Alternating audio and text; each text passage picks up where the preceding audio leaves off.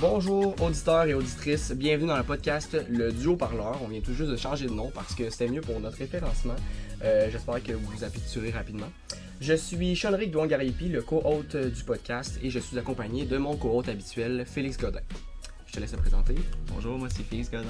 Comme Sean-Ric l'a dit, je suis le co-hôte habituel, donc si vous avez regardé les 2 autres épisodes du Duo Parleur, vous m'avez probablement entendu. Mais aujourd'hui, je pense que la lumière va être plus vers notre invité, qui est la sœur Sean-Ric. Oui, ma sœur Mélissa Raymond. Donc, salut Mélissa, tout le monde! Oui, on l'invite aujourd'hui pour parler d'écologie. Donc, Mélissa, je te laisse te présenter rapidement. Salut, je m'appelle Mélissa, je suis la sœur à Sean-Ric, comme les 2 autres viennent de dire. Moi, en fait, c'est ça, j'ai un bac en géographie, fait que c'est la raison principale, je crois, pourquoi les autres m'ont accueilli dans cet épisode-là. En fait, je peux peut-être parler un peu de mon background, là, si vous voulez. Dans le fond, moi, l'environnement... Tu sais, le bac en géographie, c'est pas vraiment nécessairement un bac spécialisé en environnement, mais on en parle énormément beaucoup dedans. Puis la raison pourquoi j'ai décidé d'aller dans ce bac-là, je pense que la raison, c'est clair. Là, dans le siècle qu'on vit en ce moment, il y a beaucoup de choses qui se passent. Il y a beaucoup de... On vit comme un peu un désastre écologique ou un désastre environnemental en ce moment. En tout cas, on va pas être trop négatif, mais bon, on vit quand même dans ce siècle-là, puis c'était une des raisons pourquoi j'ai décidé de faire le bac en géographie. En géographie, on étudie les interactions entre les milieux humains et les milieux naturels, donc voilà. Très belle présentation, c'était bien décrit, c'était parfait. Aujourd'hui, comme on l'a dit, on parle de l'écologie. Donc, on va parler de plusieurs aspects. Premièrement, on va parler des causes de la dérive climatique. L'origine, c'est ça, justement, le contexte historique. Donc, on va plonger un peu plus dans le passé. Ensuite, on va aborder des sujets plus actuels. On va parler du négatif. Je veux pas négatif, c'est plate, mais il faut en parler quand même si on veut changer les choses. Après ça, on va parler un peu plus positif, les solutions possibles, ce qu'on peut faire pour améliorer les choses. Et finalement, à la fin du podcast, on va parler de nos ambitions, de nos rêves, de notre vision d'avenir. Ce qu'il faut savoir, c'est que le podcast sur l'écologie va être séparé en 2 parties. Il va y avoir une partie cette semaine, donc dimanche le 3 septembre, et une autre partie dimanche le 10. Donc, on peut tout de suite commencer, si ça vous dit. Êtes-vous prêts? Moi, je suis prêt à parler d'origine. Je suis prête. Parfait. Vous pensez que les comportements humains qui ont causé le désastre, comme tu l'as dit, écologique, ça a commencé à quel moment? Jusqu'à quand on peut reculer pour expliquer justement c'est quoi qui cause ce qu'on vit présentement? En fait, ça fait tellement longtemps, honnêtement, là, c'est depuis que l'homo sapiens est homo sapiens, en fait, là. Oui. Carrément, là, fait que, tu sais, faut pas se dire c'est à partir de telle révolution ou à partir de telle autre révolution, c'est vraiment depuis que l'homo sapiens est homo sapiens. Pour plusieurs raisons, en fait. Là. Je sais pas si vous connaissez le livre, justement, Sapiens, une brève histoire de l'humanité. Oui, j'en ai entendu parler. C'est ça, c'est vraiment un bon livre à parler. Honnêtement, je trouve que ça serait vraiment un bon document à lire en classe au secondaire ou cégep. Je trouve que ça serait vraiment comme un document de base qu'on devrait tout lire, parce que pour vrai, on comprend justement l'histoire de l'humanité, ce qui est arrivé avec l'homo sapiens, puis on comprend pourquoi on est arrivé aujourd'hui où ce qu'on en est, là, dans le fond. Fait que ça fait depuis longtemps, en fait, là, c'est depuis qu'on est chasseurs-cueilleurs, là, qu'on change notre environnement, là, carrément, là. Fait que si je peux justement commencer par les chasseurs-cueilleurs, eux, ils ont transformé leur environnement. Une des raisons, c'est en chassant énormément, là, tu sais. Dans le fond, les chasseurs-cueilleurs sont la raison de 50% de la disparition des mammifères. Des gros mammifères, déjà à ce moment-là. Fait qu'il y a comme... Je peux dire, j'ai pas les chiffres exacts, mais il y a 100 000 années, là. Ouais. Fait que déjà à ce moment-là, on transformait déjà notre environnement complètement. Ok, ouais, c'est fou pareil. Je suis en accord. Du sens que oui, les humains, les hommes, dans le temps, même depuis que l'homo sapiens existe, ont causé de la pollution, ont changé l'environnement, surtout en tuant les bêtes. Mais encore là, je crois que l'aspect de la pollution a été beaucoup plus emmené vers la révolution industrielle parce qu'avant, oui, on causait de la pollution, mais c'était négligeable. C'est comme les animaux dans l'écosystème font toutes de la pollution, mais c'est négligeable à comparer de ceux qu'un homme peut produire comparé à je ne sais trop quoi, un lion qui peut produire ou une vache. Donc, je pense que depuis la révolution industrielle, c'est là vraiment que tout a pris un changement. Mais je suis d'accord du fait que oui, il y a beaucoup d'espèces en extinction à cause, justement, comme le loup de Tasmanie, le mammouth, le kiwi, pas le kiwi, le dodo. Excusez-moi. On peut en nommer des mythes qui sont disparus justement à cause des chasseurs-cueilleurs. Je suis d'accord avec toi. Il y a eu un tournant majeur à la révolution industrielle, mais il y a une autre révolution où je pense que les comportements humains ont été amorcés. La révolution sédentaire. C'est là qu'on a commencé à accumuler des ressources, à s'installer. La notion de propriété privée s'est beaucoup installée. La notion de pouvoir, de hiérarchie aussi. Les gens qui veulent du pouvoir, qui exploitent les ressources pour avoir du pouvoir. Je pense que il y a eu un tournant. Ça fait très longtemps, ça fait 10 000 ans depuis l'agriculture. Ouais, c'est ça exactement. Ça fait très très longtemps, mais les comportements humains qui ont amené jusqu'à ça, la révolution industrielle, etc. Je pense que ça a déjà commencé un peu à ce moment-là. Ouais, je suis d'accord avec toi. Honnêtement, c'est depuis la révolution agricole, l'agriculture, là, carrément. Mais comme tu l'as dit, même moi, j'y ai pas pensé, mais avant la révolution agricole, il y en avait déjà des comportements comme ça. Ouais, carrément, c'est ça. Mais comme tu dis, Félix, dans le fond, c'est depuis... Oui, c'est vrai qu'il y a eu un gros tournant à partir de la révolution industrielle, mais en fait, c'est surtout à ce moment-là qu'il a commencé à avoir beaucoup de changements climatiques, là, le CO2 dans l'air et tout ça. Explosion démographique. Ouais, c'est ça, mais avant, c'est qu'on changeait, on commençait déjà à changer notre environnement. Tu sais, par exemple, comme tu dis, à chasser les grosses bêtes et tout ça. Puis quand la révolution agricole est arrivée, ben là, il n'y avait pas nécessairement beaucoup de changements climatiques là, mais on commençait à s'installer, comme tu dis, puis à s'étendre, puis à commencer à couper des arbres, à prendre des grands espaces. Puis encore là, on transformait notre environnement pour justement faire de l'agriculture, puis commencer à accumuler des biens, puis tout ça. Puis ben là, la révolution industrielle est arrivée, puis ça a été comme été le coup de grâce. Le coup de grâce. Le coup de grâce. Cercueil, là. Exact. C'est ça, exactement. C'est là que justement la pollution, l'énergie, les machines, tout ça, je pense que ça a commencé là, puis ça fait pas longtemps la révolution industrielle, ça fait 200 ans si je me trompe pas. Ouais, environ, c'est ça. 250 à peu près. 203 ans. Je pense que justement, oui, je pense qu'on a fait un bon résumé sur l'évolution historique. Aviez-vous d'autres points Non, moi, c'était pas mal ça. Ouais, ben c'est ça, je pense qu'on a bien expliqué. On n'avait pas beaucoup d'affaires à dire sur cet aspect-là. Je pense qu'on va tout de suite embarquer dans l'aspect actuel, les problématiques. On a expliqué d'où ça vient, maintenant il faut expliquer c'est quoi qui arrive présentement. En quoi consiste tout ce qu'on vient de raconter, d'où est-ce que ça vient, ça consiste à quoi. C'est ça, exactement. Donc, on passe au prochain aspect. Donc, l'aspect actuel. Pour commencer, ben, la pollution, je pense. Ouais. T'en as beaucoup à dire sur la pollution, Félix. Moi, je te laisserai commencer si ça te dit. Oui, donc, surtout depuis la révolution industrielle, c'est seulement exponentiel la pollution que la planète vit. Et je pense pas qu'il faut être un génie pour dire que justement c'est un mauvais signe. Donc, je pourrais même dire qu'il y a des villes comme New Delhi, Mexico, Raipur en Inde aussi, que maintenant les personnes sont obligées de porter des masques, des lunettes de protection, parce que avec le temps, leurs vêtements deviennent sales en 15 minutes remplis de poussière, leurs yeux deviennent rouges, ils ont de la misère à respirer. Je veux dire, c'est pas une condition de vie. Puis aussi, on prend juste en compte une maladie qui a commencé à exister justement à cause de la révolution industrielle et de la pollution, mais l'asthme a commencé justement à cause de ça. Ça existait pas avant? L'asthme n'a jamais existé avant la révolution industrielle. C'est à cause justement des hauts taux de pollution que les enfants qui ont été nés ont eu de la misère à respirer. C'est pour ça qu'il y a des problèmes respiratoires, parce qu'ils sont nés dans la pollution, sont nés dans un environnement qui est dur à respirer. Ouais. Aussi le fait juste que, je vais donner aussi un autre exemple, saviez-vous que si un tyrannosaure naîtrait aujourd'hui, il mourrait en 15 secondes? Les taux d'oxygène n'étaient vraiment pas les mêmes. Non, c'est ça, les taux d'oxygène. Si on allait dans ce temps-là, on serait capable de courir des kilomètres et des kilomètres tellement il y avait d'oxygène dans l'air. C'est ça, puis il y a beaucoup d'autres choses qui affectent le taux d'oxygène, puis je suis d'accord, mais il y a aussi le fait de la pollution qui a affecté aussi. C'est ça, la pollution, c'est partout. Là. C'est la composition des plastiques, les rejets du gaz, l'essence, le charbon, l'élevage aussi. Là. autant le purin que tout ça, que les fécations animales, ça fait beaucoup de pollution, c'est beaucoup plus qu'on en pense. Ça vient de plein d'endroits, les gaz à effet de serre. Je pense qu'on connaît tous un peu le principe des gaz à effet de serre, en fait. Là. C'est des gaz comme le CO2, le méthane, tout ça, qui viennent bloquer les rayonnements solaires. Donc, au lieu de s'échapper dans l'espace, la chaleur reste sur Terre et donc c'est là d'où que vient le réchauffement climatique. C'est pour ça qu'il fait plus chaud. Puis, c'est pas bon qu'il fasse plus chaud parce que justement, la fonte des glaciers. Savez-vous que la fonte des glaciers n'est pas rattrapable? Là? Les calottes polaires qui sont fondues, là, même s'ils se mettaient à faire plus froid, là, on peut pas les rattraper. C'est déjà perdu, on peut plus ramener ça. Ça fait une hausse des eaux et tout ça, ça fait tout plein de causes. Ça, juste on a vu en Islande le premier glacier complet qui a été fondu, un grand glacier.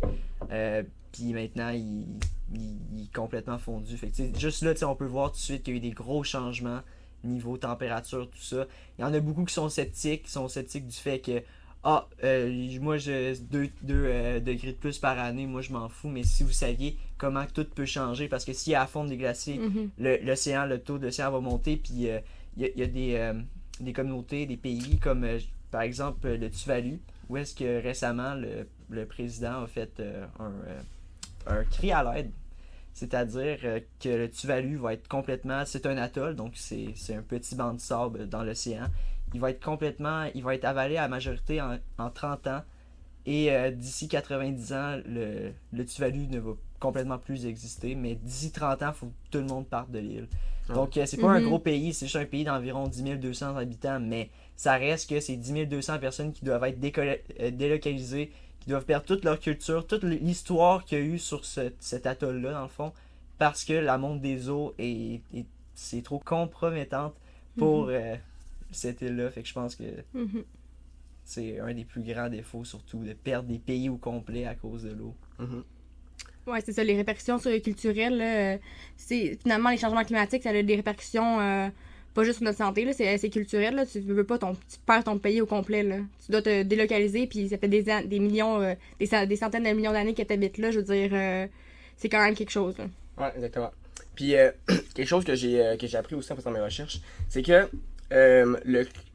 présentement, ce qu'on fait, c'est à cause de ce qu'on fait, le climat des 20 prochaines années est déjà écrit. Peu importe ce qu'on fait, ça va avoir des répercussions, ça va rattraper le climat, la dérive climatique dans 20 ans. Les 20 prochaines années, là, on est sûr de ce qui va arriver. Là. On peut essayer d'augmenter l'avenir pour les personnes dans 20 ans. C'est tout ce qu'on peut faire présentement. Parce que justement, ça fait 50 ans qu'on est averti de ce qui se passe. Au moins 50 ans, puis ça fait 50 ans qu'on l'ignore. On commence tout juste à l'écouter. Ouais, c'est ça. On se dit on a d'autres chats à fouetter. Ça va pas nous affecter tout de suite. Puis c'est ça. Puis après, quand on a commencé à en parler, c'est la petite population qui devait changer des choses. Comme si c'était à nous de tout changer. Puis les grandes entreprises faisaient pas autant d'efforts. Mais là, justement, les entreprises, les gouvernements commencent à en faire. On commence à en faire. On va parler de ce qu'on est en train de faire dans le prochain plus tard. Pour l'instant, on parle du négatif. Oui, effectivement. Là. Puis, tu sais, moi, je viens de. Comme je vous dis, j'ai étudié en géographie. Puis, tu sais, comme je vous dis, c'est très large. On peut aller se spécialiser ou aller travailler dans plusieurs domaines. Moi, j'ai été dans l'agriculture. Puis, dans l'agroenvironnement. Puis, tu sais, si j'aurais beaucoup de choses à dire juste dans ce domaine-là. Imaginez si je serais dans un autre domaine. On a beaucoup de choses à dire dans plusieurs domaines. Fait que, tu sais, en agroenvironnement, là, je veux dire, c'est parce que c'est vraiment difficile.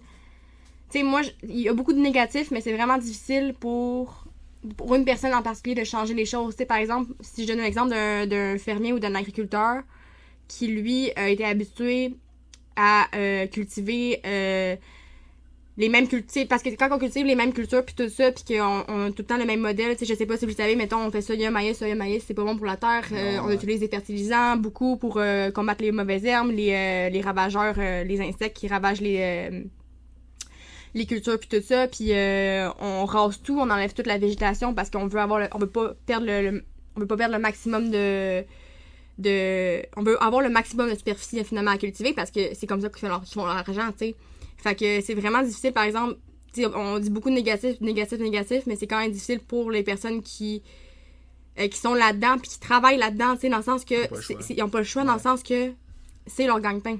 c'est leur gagne-pain, puis si on leur dit, puis on fait juste comme les bâcher, entre guillemets, tu sais, en leur disant, ben, tu sais, vous polluez, mettez-vous à leur place un petit peu, là, tu sais, mettez vos pieds dans leurs bottes, puis... Ces gens-là qui bâchent, qu'est-ce qu'ils font, eux, t'sais? Vous faites quoi, vous, puis est-ce que vous comprenez vraiment la réalité des gens? C'est ça l'affaire, c'est que, tu sais, il manque de sensibilisation aussi, je trouve, pour plusieurs domaines, tu sais.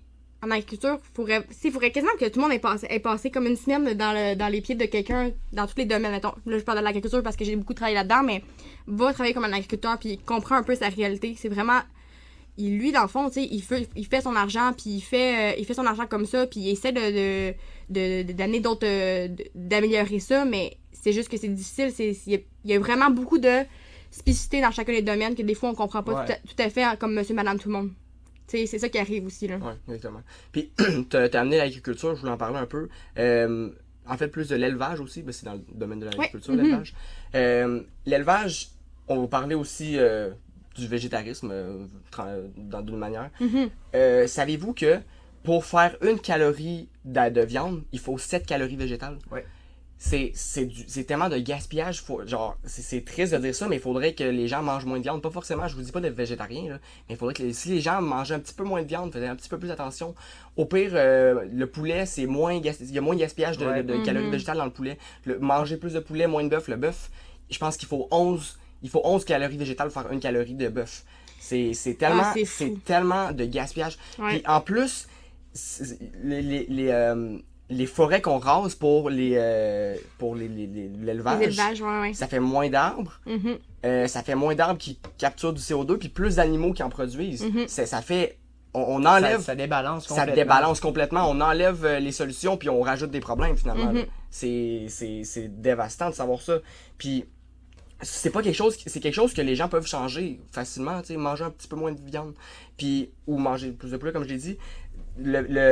En plus, on fait pas un podcast sur le végétarisme aujourd'hui, mais c'est bon pour la santé.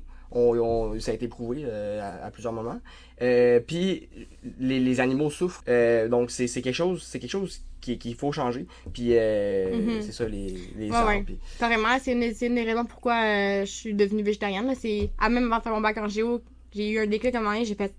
Ben, c'est surtout pour l'environnement. Les raisons principales pour lesquelles les gens vont vers le végétarisme, c'est pour l'environnement, le bien-être des animaux, puis la santé.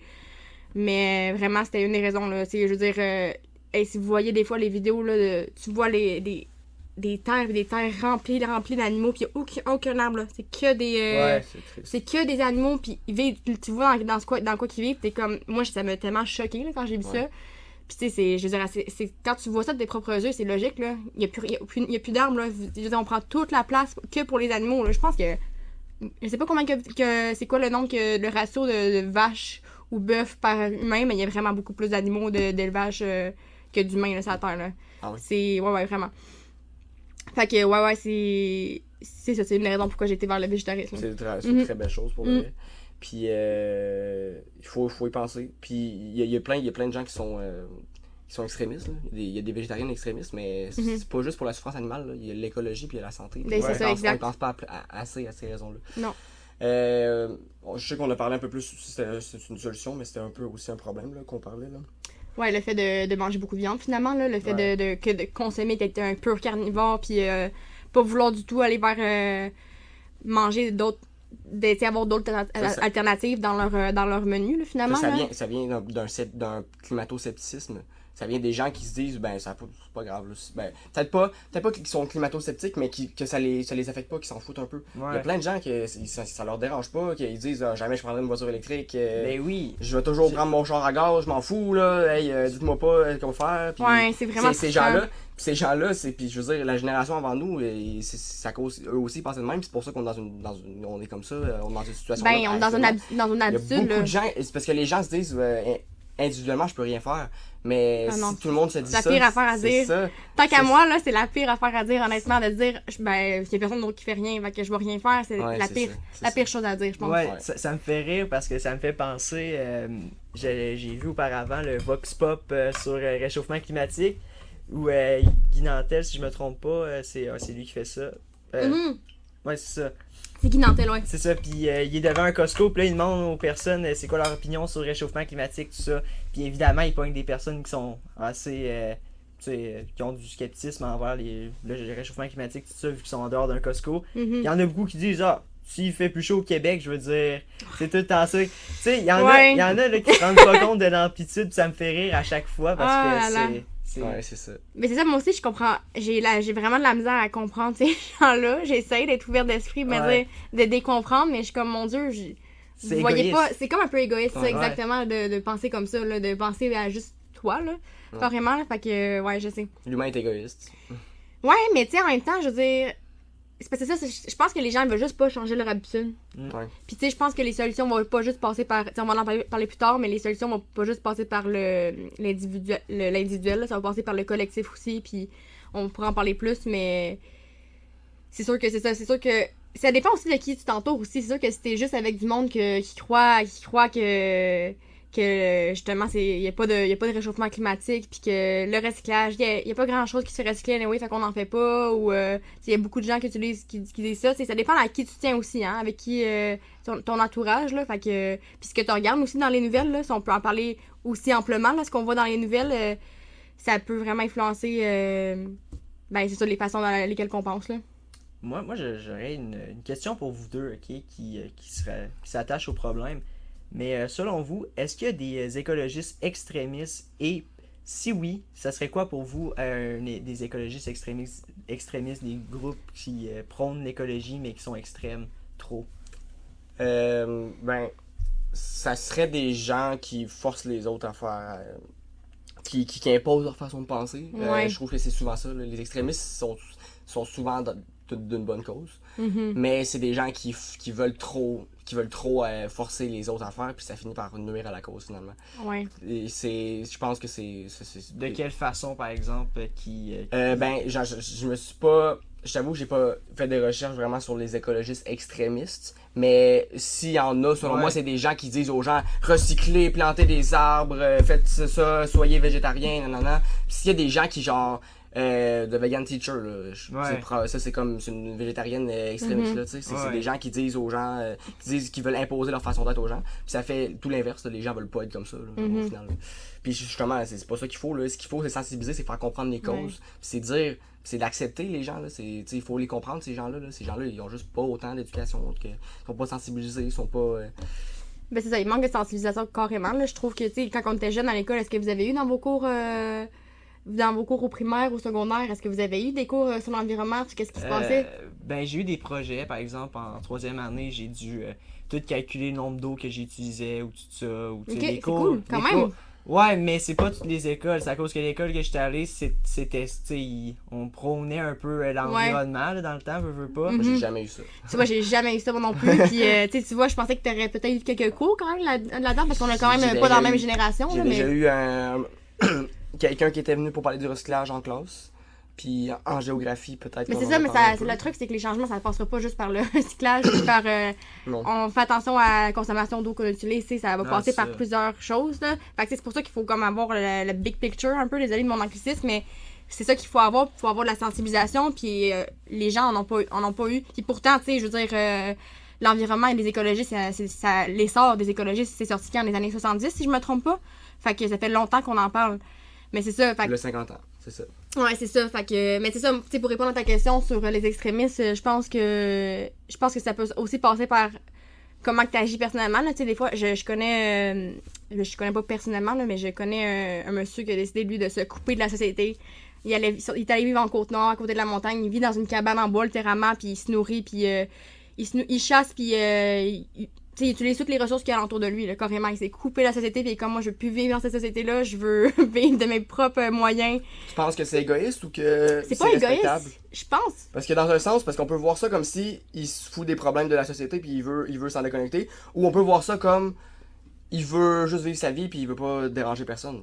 Donc, c'est ça, il faudrait avoir une conversation avec lui. Je sais pas c'est quoi ses motivations, mais c'est juste que c'est une façon extrême de dire que moi je... Mais il impose pas sa vision de penser aux autres, tu sais. Non, c'est ça exactement, tu sais. Fait que ça peut passer comme ça. Puis tu sais, sinon, par exemple, si je retourne au végétarisme ou au véganisme, il y en a qui vont carrément... ils vont sur des fermes, puis ils libèrent les animaux, puis sont comme... C'est pas correct. Mais c'est ça le truc, c'est que les extrémistes, pour vrai, c'est pas correct, mais en même temps, il faut se mettre aussi à leur place un peu. C'est des personnes qui sont hyper sensibles, qui sont comme, mon Dieu, on s'en va vers le désastre, qu'est-ce que vous comprenez pas? Puis, tu sais, ils veulent juste trouver des moyens parce que. Ils sont maladroits. Le truc, c'est que le gouvernement, excuse-moi, là, depuis les années 70 qu'on en parle, et c'est vraiment long qu'ils réagissent, là. Tu comprends? Vraiment. Fait que. C'est ce qui conclut déjà la première partie du podcast sur l'écologie. Je sais que ça finit pas mal en suspense. La première partie a vraiment pas duré longtemps, mais on n'avait pas le choix parce que sinon ça aurait fait des trop longs épisodes. Ce qu'il faut savoir, c'est que puisque le podcast dure plus longtemps que prévu, il va avoir lieu en 3 parties finalement. Donc au lieu d'un épisode le 3 septembre, un le 10, il va en avoir un le 3, un le 10 et un le 17. Donc il va être en 3 parties. Donc dans la première partie, on a parlé des origines et de l'aspect des problématiques.